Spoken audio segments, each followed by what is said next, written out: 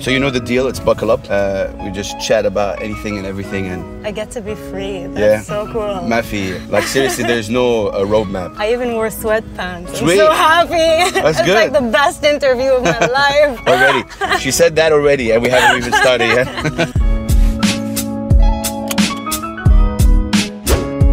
Assalamu alaikum, brothers and sisters. Another episode of Buckle Up, and this time with you know, you meet a lot of people in your career, and then when you meet them, they automatically make that impact on you. And I met this incredible artist. I believe you know, earlier this year, and ala tool, you know, boom, they make that impact. I've known of her, you know, she's pretty kind of famous, and you know, I know of her name. So the fact that I met her, what struck me about her first was she's very humble, really humble. You'll get to see that. We got with us the amazing Tina Yamout. What up? How are you? Hey. How you doing? So good. I'm good. Yeah. Good. Thank you so much for being on Buckle Up. Are you ready to buckle up? Thank you. Yeah, let's do it. You can now buckle up. Ahlan wa sahlan. Okay. All right. Okay. Love that click. Yep. That's the click. See, I've been listening to this song. Oh man. Yeah. Oh. Okay. Tina Yamout, when you first, you know, your name started, you know, coming out, it was in one of the reality shows. Yeah. Now, I wanted to ask you, I don't want to get into that, you know, period, but how was it being part of a reality show? Like back then, I was just talking to a couple of friends of mine. Yeah. Like back then, the idea was, hey, it's kind of cool, and I don't know. Now you feel like I don't know the reality show. So tell us, how was it being part of a reality show back then? Well, it's got its positives and its negatives. Okay. I mean, What's the negatives? like everything in life. Someone's always watching. Well, yeah, you do feel watched. I mean, Okay. I really don't believe it when people act like they don't feel watched, and, or they claim that they don't feel watched. You are watched. You've got big. You know, huge cameras in every corner. Do you guys see the cameras? Like literally moving as you move, Oh, and you can hear them. You know, they go, zzz, you know, and it's like you can't ignore that. You know, so yeah, you do feel watched. Also, staying in a place and you're kind of locked in, sort of, for a long time. You know, that gets a bit frustrating. But then again, you know, I was doing literally the best thing for me, you know, at that the point, best thing that I could possibly do at that time. So I was really happy doing it, you know, just, you know, in day out music and dance and theater. And amazing. Just to close that chapter, you correct me if I'm wrong. When you first started that, you know, you did this reality show, it was mainly in English, your performance, was it? Was yeah, mixed? Actually, a lot of English. It was. And now, mashallah, you shifted to Arabic. I want to know about that shit. I started out writing during that time, actually. Great. Just shortly before I went into the program, I had started writing Arabic. So I had around maybe 5 songs. Oh, then. already? I was still very like rough and amateur at the time, but is it true maybe, you know, the reality shows itself pushed you guys to do more covers? No, was it only covers, right? Well, it is covers, yeah. Okay. I mean, you get to do originals only if, you know, if it's like, if they think it's like super commercial, or like if people love it to an extent where, you know, they want to put it on stage, it's stage material. Yes. We actually did one that was stage material, and we did it on stage as a duet. But I mean, at the time I was writing Arabic, but also because my education, my musical education is in classical piano and pop music of the 80s and 90s. See her play the piano. So, you know, I'm a pop girl, I'm a 90s girl. So, big up. You know, let's go back in time. When did you start? Maybe you take us through an anecdote to something that happened to you. When did you realize like you're into that, you know, music?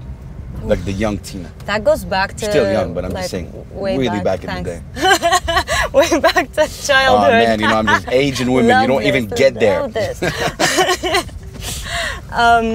Yeah, it goes back to childhood. When I was probably like 4 or 5, I was on stages dancing like I was 18. That young? You know? Okay. Yeah, I was. Was there a special moment that in the family, like you're into music in general? Like was there a special moment that, you know, attracted you to being a musician? Yeah, there was actually. I do remember that, and I'm lucky enough to have it on video actually. Oh, sweet. When I was a kid, you know, we were at a wedding party. Okay. And one of our relatives plays the keyboard. Okay. I do have members of the family who are musical, but this guy like officially played the keyboard. Nice. He played the synth, you know. Shout out to him. Yeah. So he was playing in the wedding party. Okay. It was the first time I see that because we had a piano at home. Okay. We didn't have a synth, so I was like, "Whoa, what is that?" You know. Oh wow. So, okay. So there's footage of me literally like.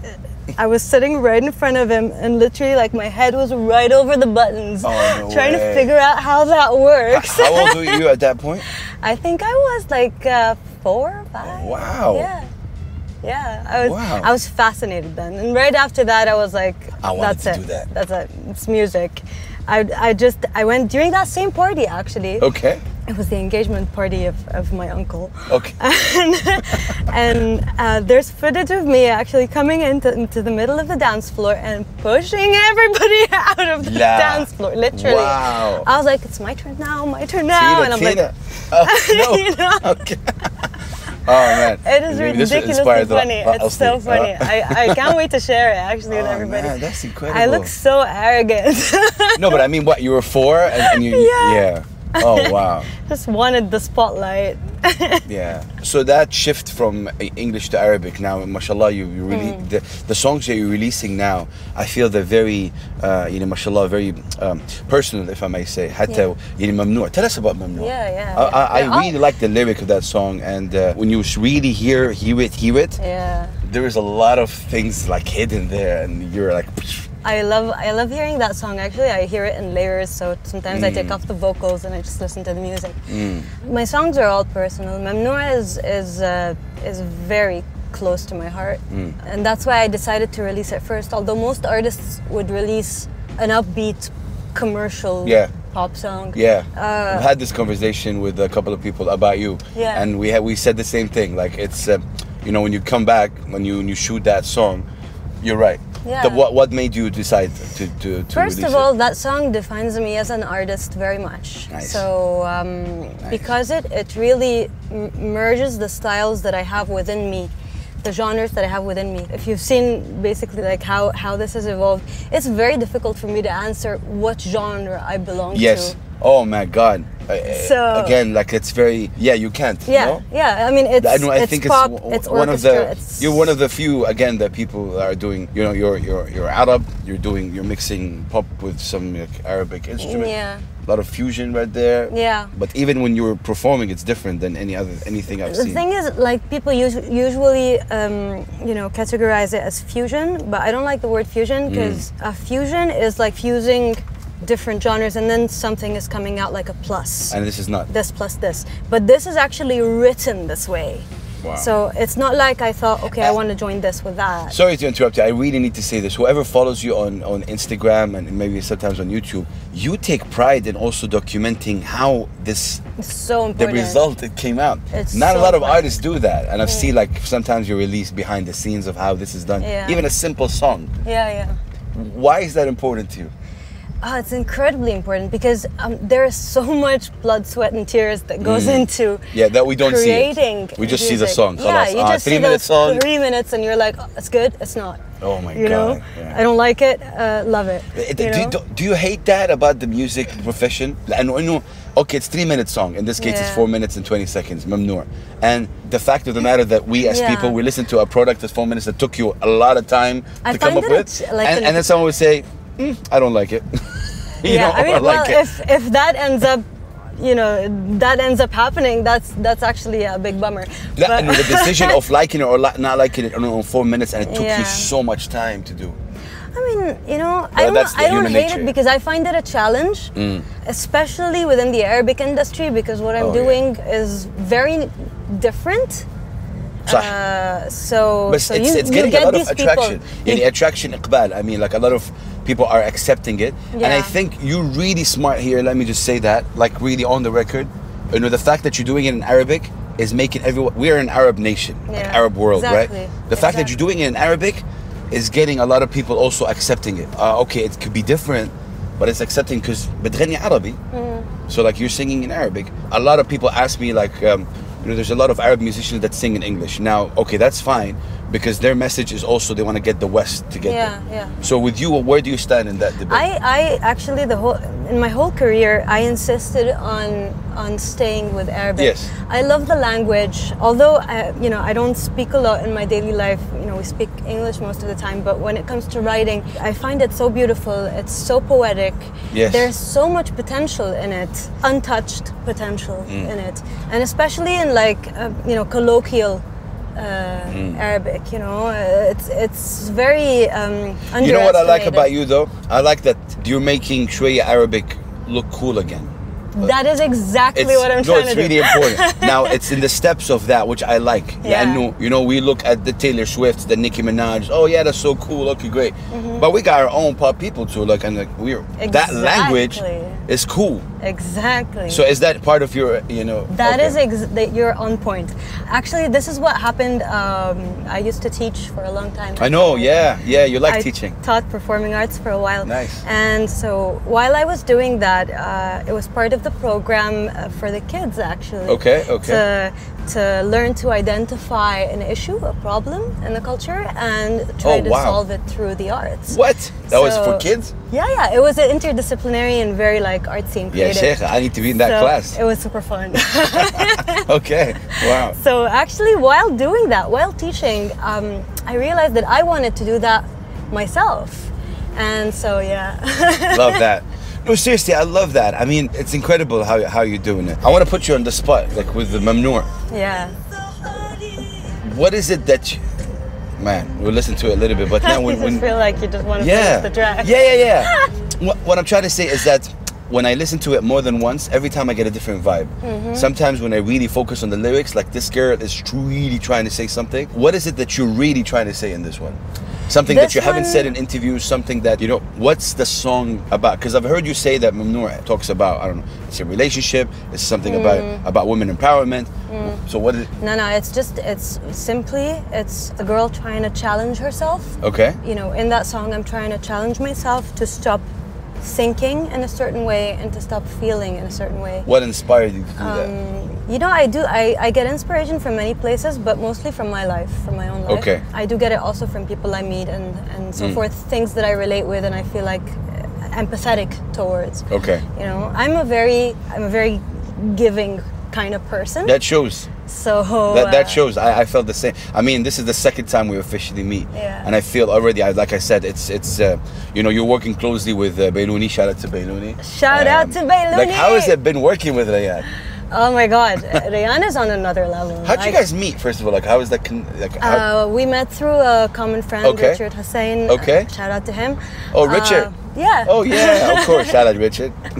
So I met up with Bailouni and we hit it off right away. Yeah, he's crazy. We were just on the same level artistically, musically, and knowledge-wise. Yeah. Just great person, so much ethic. Look, I'll be very honest with you. I personally am also very happy of this collabo on حكون شوية selfish because I wanted Rayan also because I think he's a really incredible producer, genius-wise, and he's incredible. Yeah. So him working with someone who's in Arabic is also important because majority of the people he works with are English related artists, and that's fine, that's cool, but I mean it's also nice that he gives his stamp on the Arabic.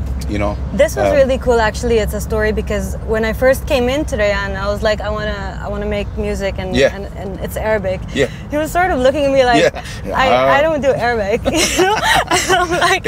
And I'm like, I'll make you do Arabic, man. No, calm down. Okay, wait, we can do this. Yeah. And actually, it's a very collaborative process. We sit together. Yes. I arrange some parts. I compose some parts. He composes some parts. Nice. It's really a team effort. Yeah. So we go back and forth, trying to see if that works naturally, because that's the hardest part actually in doing this. True. Making it sound natural and not, like a puzzle. Songwriting.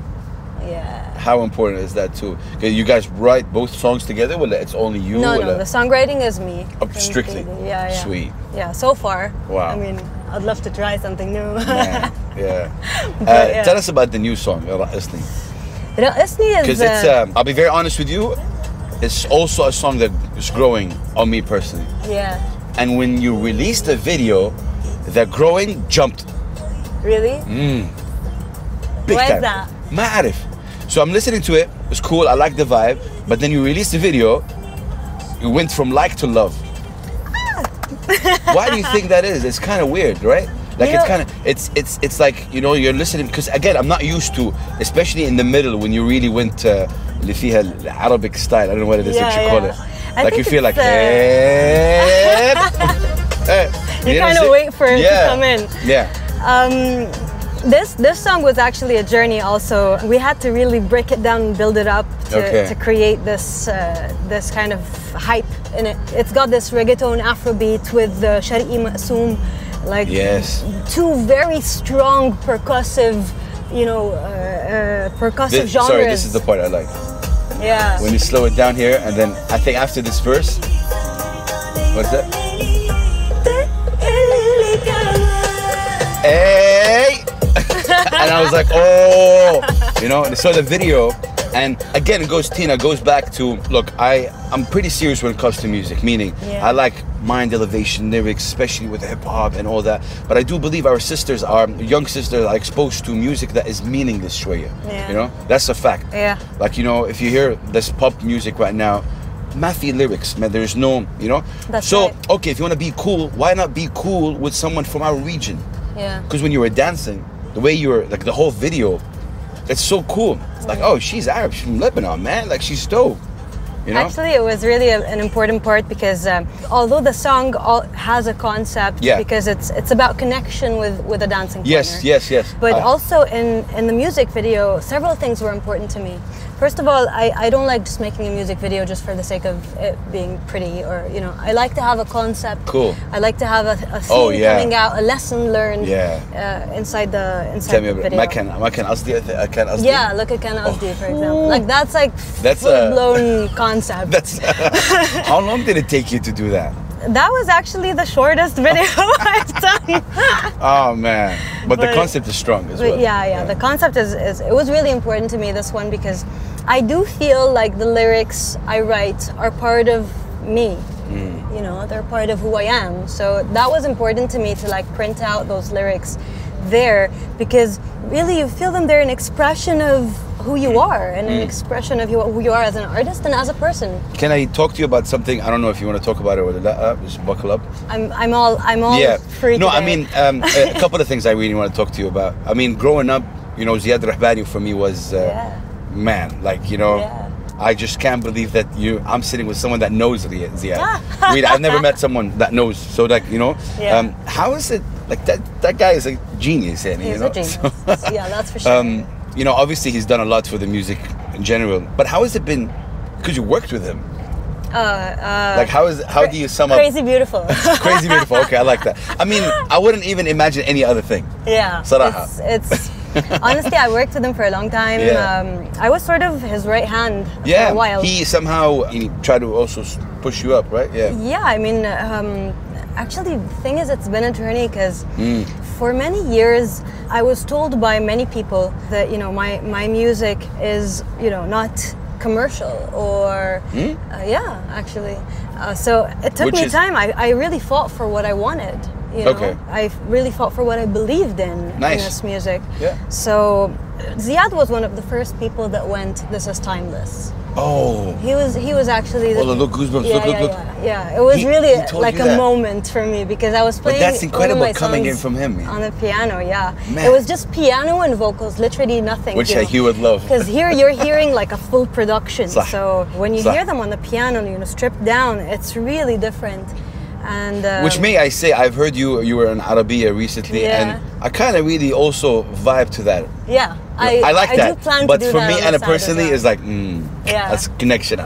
Yeah, exactly. Because that's the songwriting part, actually. Yes. That's how the song starts out. That's the artist, the song, the voice, nothing in between. Yeah. So, that when was did you meet Ziad? I met him around 5 years ago. Okay. 5 years ago, Man. He's I worked with something. him on the keys. I was singing with him. I was helping him out even with I have a story about that, with, you know, organizing the festivals and the band and the orchestra. Oh, that's sweet. So, because actually when he came up to me and he was like, "Tina, you know, I need some help with you know, organizing this thing. Would you be up for it?" And I was like, you know, I just want to make music.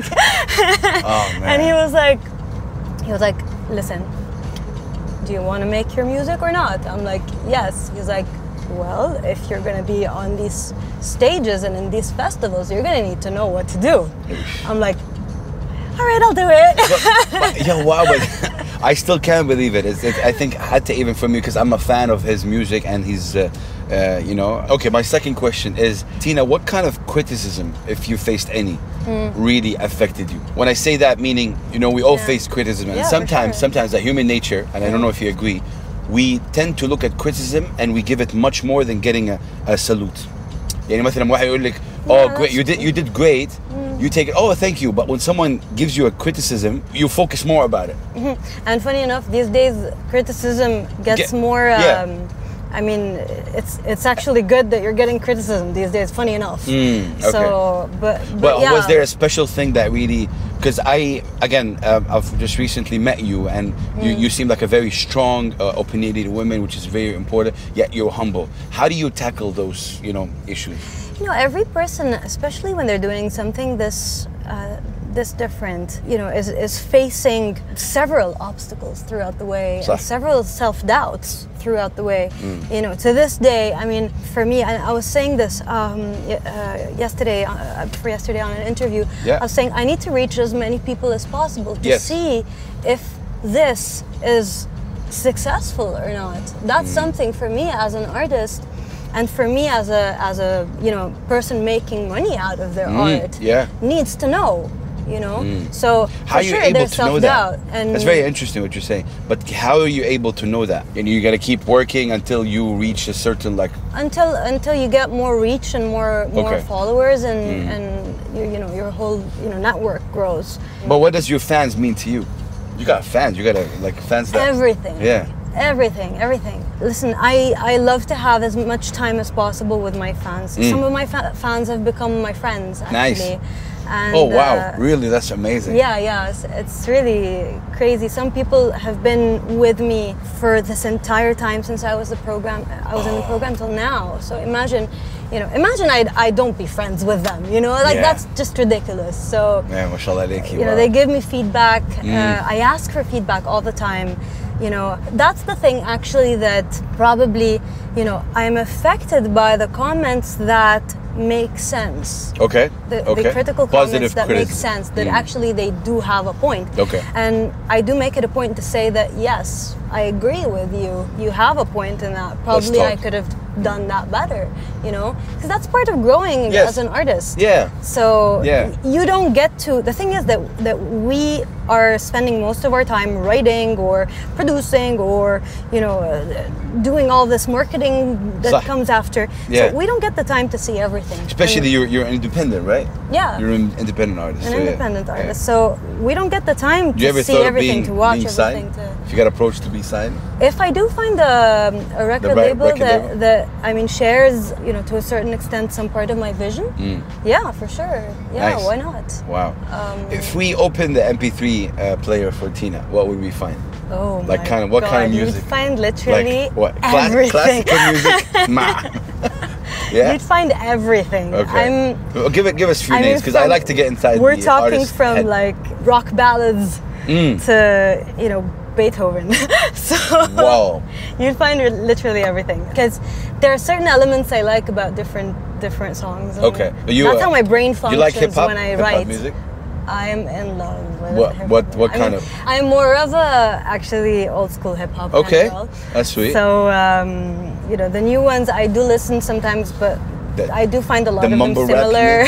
I do find a lot of them similar. Yeah. So but I mean, from, you know, literally you can find Backstreet Boys. You can find. Oh wow, Backstreet Boys.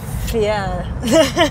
If Buckle Up can give you a opportunity to collaborate with somebody, anybody, who would it be? Anyone, internationally, local? How hard this question is.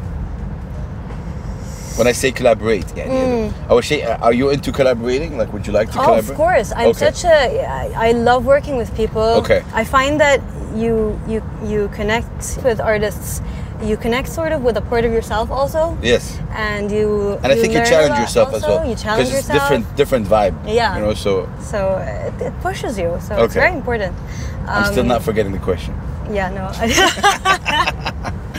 I think I'd like to collaborate with people like probably Sia, Alicia Keys. Oh! Yeah. Wow. I do like Hussein Jasmi a lot, but I don't Hussein know if you Jasmi, would. wow, yeah. Yeah, this is... I think Hussein could... see, this is why you could be really onto something here. And I'm saying it right here on Buckle Up. Okay, let me just tell you. The artists, most of the artists that I know that are, Arab, that are singing in English, the major thing that are having difficulty with is acceptance from the society. Because obviously the society speaks Arabic. So automatically, ليش بتغني أنت إنجليزي أو أنت بتغني إنجليزي لا أنت عربي, So this is the major thing. You already bashed that, like that was already, she's singing Arabic, but now you're doing it differently. So now this is where the bridge comes through. I do have a small challenge though, because I used to sing more English on the show. So now it's like people are like, oh, but sing English, So you have some people who like English and some people who like the Arabic. So did you feel that in your fans right now when you come like, hey, where's the English part? Did you get that feedback? Did I get what? Did you get people saying, hey, we want you back in English? Oh yeah, for sure. Okay. Yeah. Is that in plan? I mean, I would maybe make a cover or so, but it wouldn't be part of my main my main focus. You're focused on that. My strength is writing in Arabic, and I've always said this. I'm a songwriter first. I'm a singer after that. So yeah, I mean, as an artist, I'm an Arabic artist. It's nice what you just said. You're a songwriter first. Yeah. That takes, I think, a lot of. You take pride in that. It's important. Absolutely. I find that musicianship is right up there before doing anything, before performing anything. So being a songwriter makes me a musician. That I learned actually at the time I was with Ziad, because working with musicians collaboratively and seeing those people who have so much expertise in their instrument or so much respect for their craft it just humbles you, and you learn that this entire process of creating an artist or a star or a show or something like on a big scale is a team effort. If you don't have the support of your team, if you don't know your place, if you don't know how much you know and how much you don't know, you're not gonna get there. Tina Yamout, ladies and gentlemen. But listen, I didn't tell you that, but I want to put you on the spot. I'll give you the freedom to choose, but can you perform something for us quick? I haven't told you that. Sure. But anything a cappella, I will give you the choice of whatever song. Ooh, English or Arabic? Or do you want me to choose too? Interesting. The big question. Yeah, see now you give me. I need both. All right. Arabic, I think. I'll leave it up to you. What do you want? What? It's a mix between these three songs. They're all good. They're really all good. I think I would stick with Mamnoor. All right, super. Okay, because Kan Asdi is difficult to perform. Really? We had a huge dilemma with Kan Asdi. Yeah? What was it? Because I chose the song to be in a low key, and you realize that in the verses I'm singing in such a low pitch of my voice. So basically when it goes up to the chorus, it's way up. It's right there, So there are notes that I couldn't, you can't reach at the beginning of you have to warm up your voice, or else you won't reach there. So we had to cut up the recording to be able to do that. Oh wow! And reach those notes, and literally I was like laughing with Rayan. You'd see it on the making of, because I was like just cracking up, because I'm like, I have to record from the other studio, like from the other room, to be able to not have a whistle. Really? That's funny. Wow. Yeah, so That's cool. It was fun. What was Mamnoor the song you performed in the Al Arabiya recently? You started up with a that? Yeah. Oh, see? That what got me though.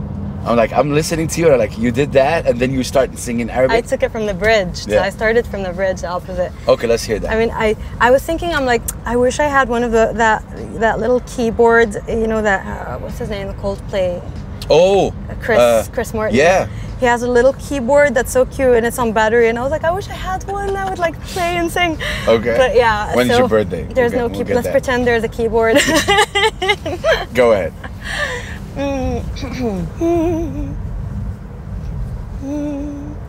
مفكر انك يا فاهمني انت وحدك ليها مني انت بدربك انا بدربي تنسى حبك بنسى قلبي فكر إني رح أتعذب منك بكرة رح أتهرب بفكر إني ما رح غني ما رح قلك تبعد عني ممنوع أضعف لأني قدامك ممنوع اسمع لأجمل كلماتك ممنوع اخضع لقلبي أعطي لحبي أكتر ما حبي أعطاني ممنوع اقبل عحالي اتساهل ممنوع انسى الماضي واتجاهل ممنوع ضلني راضيك واهتم بس فيك قضيها عم بنسى حالي ممنوع. Man, that call did not definitely affect that. That was amazing. Tina, I was looking at you. You are really get. What does live performance mean to you? Oh, because like you can really get into it. Khalas, it's me performing for myself, actually. Okay. Wow, it's important. I think that's the most important thing about live performance, and it's the most important thing about live performance for artists. Artists. Yeah. Okay. It's what makes a difference between just someone who's coming to sing a cover. Okay. Or someone who's coming to perform the cover. Like an So it's a difference between a performer that gets you goosebumps and a performer that doesn't. Yeah. Simply. So I do sing for myself. I sing I love putting myself in the song. I felt that. Yeah. I felt that. Man, mashallah alayki, the vibe I'm getting is really incredible. What do you think about the scene? Like now you're in between Dubai and Beirut a lot of times? Yeah, okay. I move a lot. How do you see the Lebanese music scene now? There is an underground movement in Lebanon. There are many movements. Yeah, many movements. We'll definitely not get into that. Many colors, many movements. We're not there. But in general, because I know there's a hip hop scene in Lebanon, for example. Now they're starting to really push. But in generally music, like how's music in Lebanon? Is it in a good place? Well, in some areas, yes. Okay. In some areas, it's in a really, really bad place. It really depends because, there are two sides to music.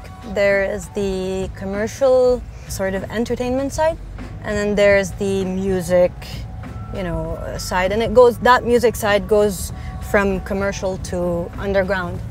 Yeah, I mean, what's good is that there's a lot of variety in Lebanon. Yes, people are attempting to do new things. That's really important as well. The only concern I have is just because I'm a musician. Yes. Music is very important, and the way music is applied is very important. So you don't want to end up like, and like just over, tiring the ear of the audience, because sometimes you're out and you're listening to a performance, and you realize that after half an hour you're like, it's too much, or it's too loud, or there's I can't take this tone anymore. Interesting. That's super important in performance. Also in producing a song, same thing. Yes. You have to produce a song in a way where it doesn't tire the audience. Don't you think we're being spoon-fed entertainment? Like, this is the top 10, listen to it, good. There's no more digging. There's no more exploring the art. These are the artists that you should listen to it. I think people... She doesn't agree. Well, I do, partly. Okay, because if you look at the radio stations right now, they play the same 10, 15 songs, like repetition, get a lot of repetition. It sticks in your ear, even if you don't like the song. It sticks in your ear, which is it's an old methodology, and it's an old. Actually, it's an old radio thing. It's called payola. I'm not sure if you know it. No. Payola is the act of paying DJs a certain amount of money to get your song played a certain amount of time. Yeah. It happens since Elvis Presley days. Yeah, that's still available. Until now, in a different way, obviously. Yeah. In a different kind of under the table way, and it's there because when you hear a song, really like that, DJ Khaled and that Justin Bieber song. A lot of people, when it came out, the No Brainer one. Yeah. A lot of people didn't like it, but then because it got played, now it's number one on the Billboard. There are many songs that are like that. Yeah. It's true. Definitely, there's a part of the industry that goes like this. What's good though is that today social media is helping with that. Oh yes, big time. So you don't need radio, I think, to break like Awal. Really? You're with radio play? You still kind of do. Okay, that's good, because I'm in radio, and most of the people I interview so far, like, they say, hey, we don't need radio now. Like, we got YouTube, we got Instagram. Not in the Arab world, and not when you're an Arabic artist. Okay. Because there's a lot of the audience that is very interesting. on radio still. Do you get radio play? Do I get? Yeah. Like, is my song played on radio? Yeah? Yeah. Nice. How does that make you feel?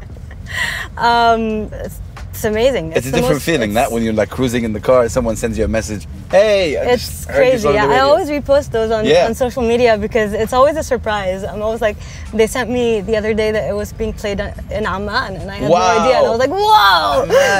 That's so dope. Big up whoever played that song in Amman. Yeah, there are so many people, and I'm hearing also that in Syria also there's a lot of my music going on. So shout out to all the countries that are, all the people in the countries that are enjoying this music.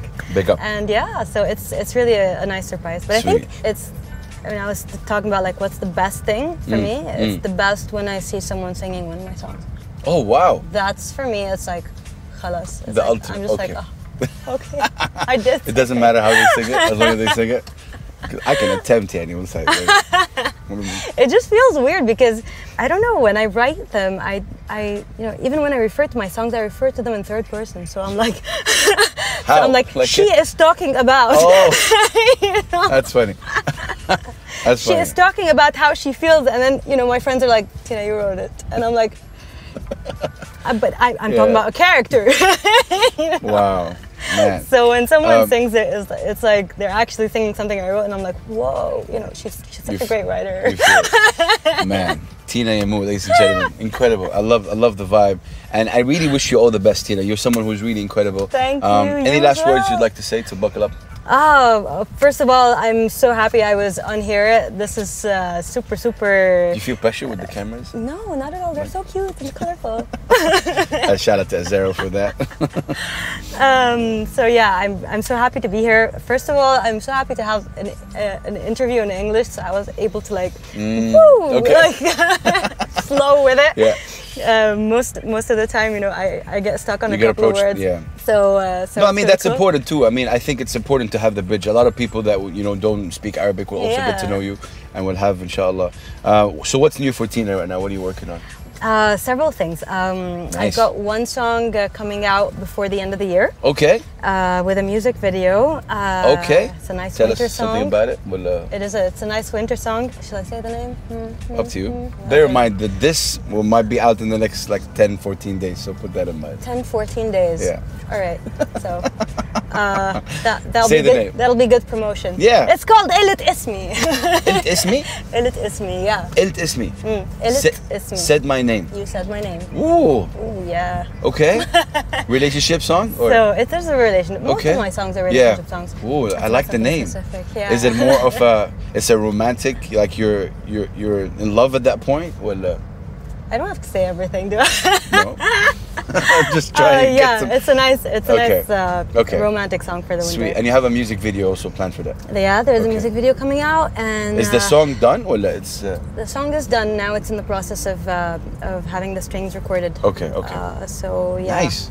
Yeah, it's a very different vibe from the rest. So I'm telling you from now. I like that. My last question: you never thought about mixing English and Arabic together? Yeah, that's a good question. The thing is that most of the time, I ask a question. Okay. The most of the time when this happens, when people try to do this, I feel like it's so glued. Forced. Yeah, it's forced. I just don't feel like the actual flow of it. Okay. Some people have succeeded with merging music that way. Okay. Yeah, I'm speaking in the West. Yes. So, but lyric-wise, it's very difficult. I mean, unless you have just one word, like for example, what was it, Habibi? That song had Habibi in it. Not the new one. Why'd you laugh? Nothing. No, but I mean, because we talked about this a lot of times. It seems that anyone who wants to speak like English or Arabic, they would say that word Habibi. Yeah, because Habibi is like Habibi, like worldwide. Arabic صرنا. يا شيخ, there's more to that than Arabic. But anyway, I don't want to get into that. Yeah, I mean, if you have one word or something, yeah. But okay. I don't know if it would work. Okay. Man, see, I keep this is a problem, and Azarel would agree. Like every time I want to try to finish something, it keeps coming.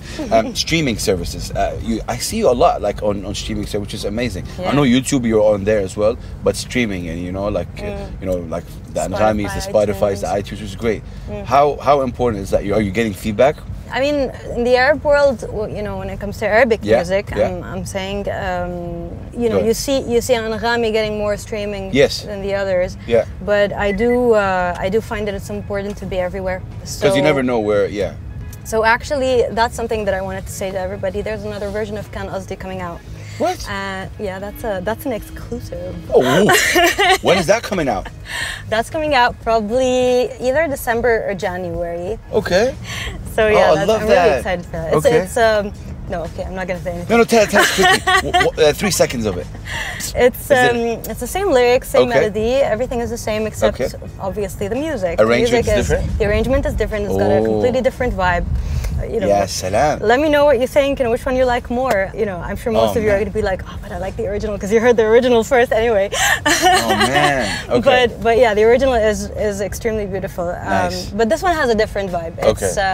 It's got a more soothing vibe going on. Okay. Tina Yamout, your social media handle to the people? My social media is Instagram.com/Tina Yamout, 1M. Facebook, Tina Yamout Official. Nice. YouTube.com/Tina Yamout. Instagram or Twitter? Twitter is the same, Tina Yamout. What do you like more? I'm more available on Instagram. On Instagram? Yeah, although Twitter is really good for like thoughts and lyrics, which I have a lot of. Thoughts. I have a lot of.